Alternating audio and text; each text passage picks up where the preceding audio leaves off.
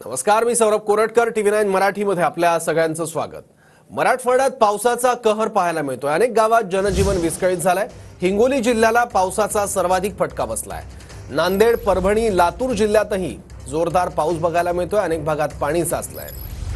हिंगोली जिल्ह्याला पावसाचा सर्वाधिक फटका बसलाय. त्याचबरोबर नांदेड, परभणी आणि लातूर जिल्ह्याला सुद्धा पावसाचा फटका बसलाय. मराठवाड्यात पावसाचा हा कहर बघायला मिळतोय. हिंगोलीत NDRFच्या टीम दाखल झाल्यात. त्यांच्याकडून मदत कार्य सुरू केलं जात आहे आणि याच कार्यामध्ये आमदार बांगर यांनी देखील सहभाग घेतलाय.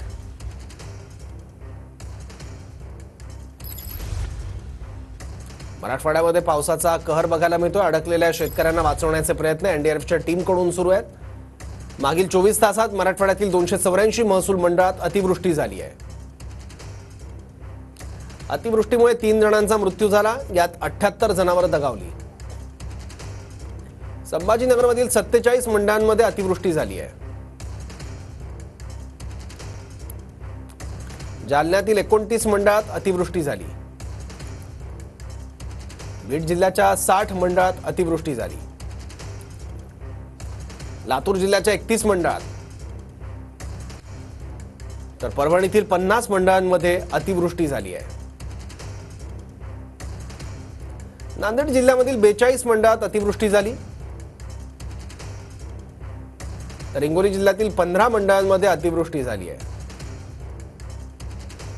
धाराशिव जिल्ह्यातील 10 मंडळात अतिवृष्टी झाली.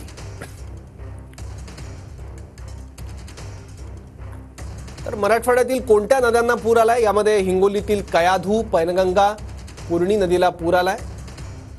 परभणीतील गोदावरी, करपरा, दुधना या नद्यांना पूर आलाय. तर संभाजीनगरच्या सिल्लोड तालुक्यातील केळणा नदीला मोठा पूर आलाय.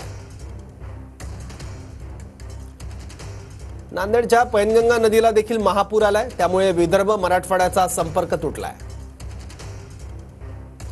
नांदेडच्या गोदावरी आसना नदीने देखील धोक्याची पातळी गाठली आहे.